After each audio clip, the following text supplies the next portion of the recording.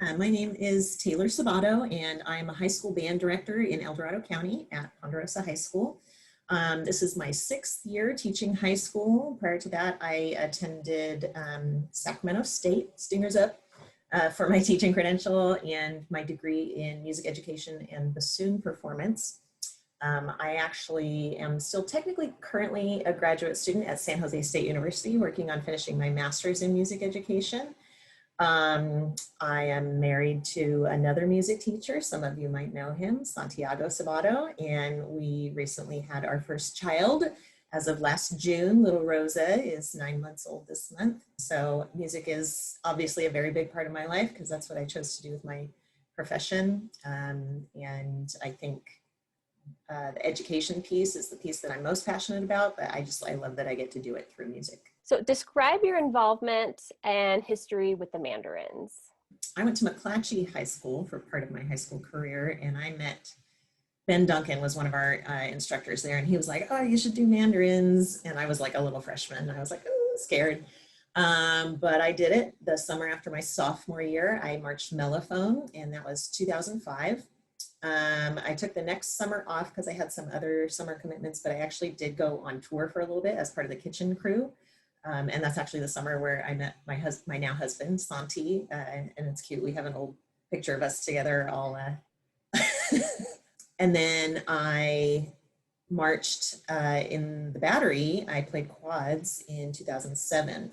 And then life took me in some different directions after that. Unfortunately, I did not get to age out with Mandarins, but I did return to teach brass in, I believe 2012 was the first summer season that I was a part of, with Dan Fong as caption head. And I did that for a few more years. And then as my own teaching career kind of started to take off, I tapered back away from the organization, but we still love Mandarins. My husband's still very much involved with the Corps, and we love coming out to Family Day every year and seeing all the shows and supporting everybody. What woman or women in history or present day have you been inspired by, and why? I think the first gal in like the marching arts that inspired me was actually the center snare at my high school my freshman year. I don't even remember her name now, which is awful, but like she was a girl, and I was like, there's a bunch of dudes on that line, but like that girl's in charge. That's really neat. And then Anna Keck, who was center snare when I marched in the drumline for Mandarins, was also very inspirational, certainly in terms of leadership roles and being, in a male-dominated field. I definitely admire my grandmother and mother just for being the strong women that they were, but it really is like every gal I see in a male dominated field or doing something hard that is made harder by her gender, I'm just like, yeah, get it. So yeah. How has being a woman impacted your professional life? You can share any positive or challenging experiences. In terms of education, we see a lot of women who go into multiple subject education, which is like primary school grade, so kindergarten through 6th grade. And then in the middle school, we see more or less equal numbers of male and female teachers. And then in high school, it starts to get more male-centered, and then at college, it gets even more male-leaning.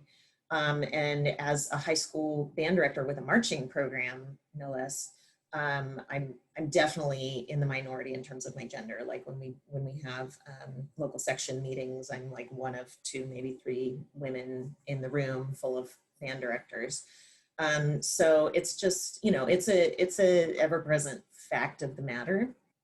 Sometimes it's been interesting because my husband has also been a high school band director, and we've taught a lot of the same students through different situations. And it's just interesting to hear how students react to some of the things that he says, and how they react to some of the things that I say. And I think in general, female leaders, female teachers are either expected to talk and act a certain way, or perceived to talk and act a certain way. And if we don't conform to that, we get criticized or pushback. I've accepted that my teaching style is not, maybe as aggressive as some of my male counterparts, either because I've found that students haven't responded well to that. It doesn't sit well with me just personally. Like, I like to be nice to my students.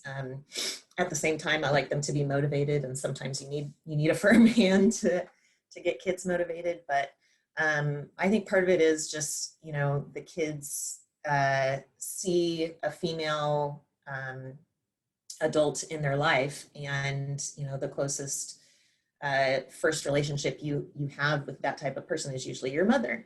And what a mother does for you is very caring and comforting. And so I think a lot of times students, probably not at all consciously, but they tend to complain a little bit more as a mother now. And during this year, I think people need a lot of compassion.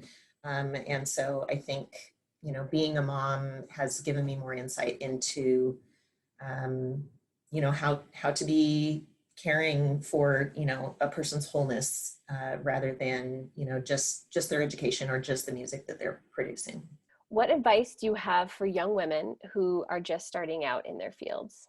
My biggest piece of advice would be to get a support network.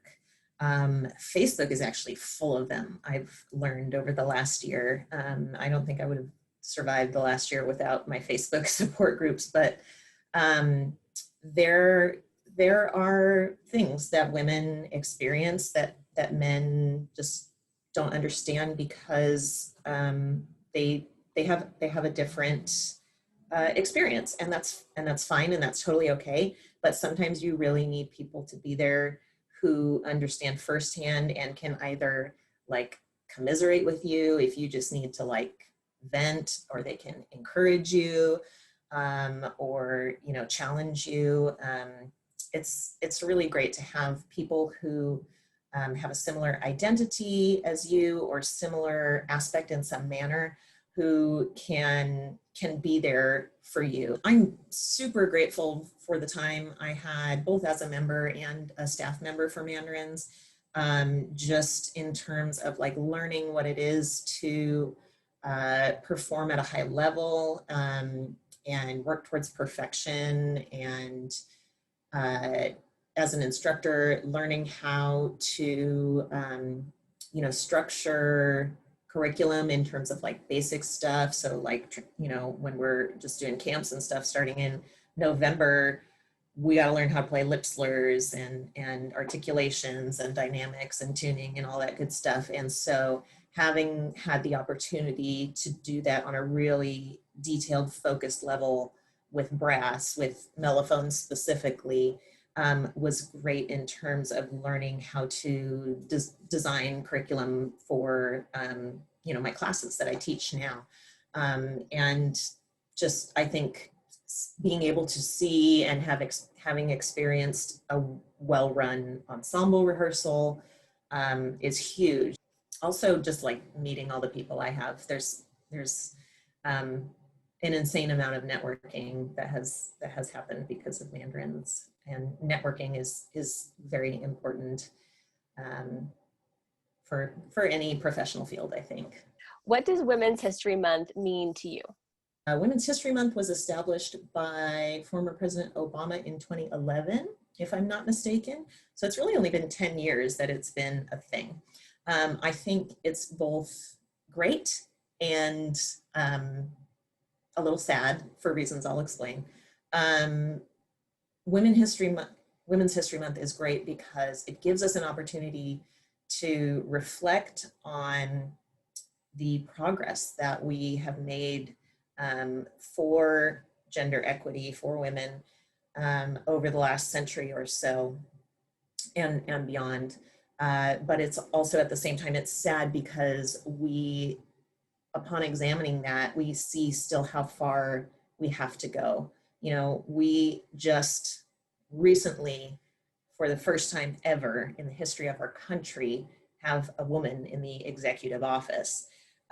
Like, that's nuts. It's 2021. Like we're supposed to be like riding hoverboards and, you know, wearing metallic jumpsuits by now. This is like the future. And it's insane how much inequity still exists. And it's really important to highlight and focus on the contributions of these minority identities, but we need to be careful not to just seclude them to 1 month of the year. In my teacher education credential program, we talked about this, they called it the Add Women in Stir phenomenon, where it's like, okay, well, we're going to study music history and it's full of dead white guys. What can we do about that? I know, let's add a couple women in there. All right, that's good. There's this idea of canon, that there's, you know, a singular chunk of great artists, masters, works, educators, whatever field you're in. There's this, oh, you got to know these guys. These are the ones. And I think we really need to think about challenging that concept. I know a lot of people are not open to that, but you know, they're man-made constructs, these canons, these ideas of what is a master and what is a great work. And so I think it's important that we start looking at women, not just for this month, but for, you know, all the time, and people of color and LGBTQ plus, you know, all of this. We need to get better about unraveling the tangled web that is white male dominated Western history. Are there any women-focused resources that you use that you can share? I actually really love, I follow this page called A Mighty Girl on Facebook, and they highlight women, historical and current, and girls for that matter, and share resources. I love seeing it in my newsfeed because, like I said before, like I get inspired by women just doing their thing everywhere. I'm like, yeah, that's so awesome. So yeah, I love looking at that one. There's a lot of different professional organizations depending on what field you go into, but I'm willing to bet in just about everything, there's probably a women's focused organization that you can be a part of. Can you share any thoughts about ways to uplift the voices of all women? We need to listen more, everyone.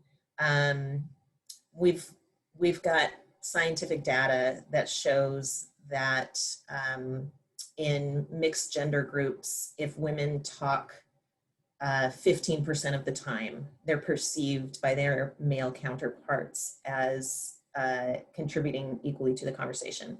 If they talk 30% of the time, they're perceived as dominating the conversation.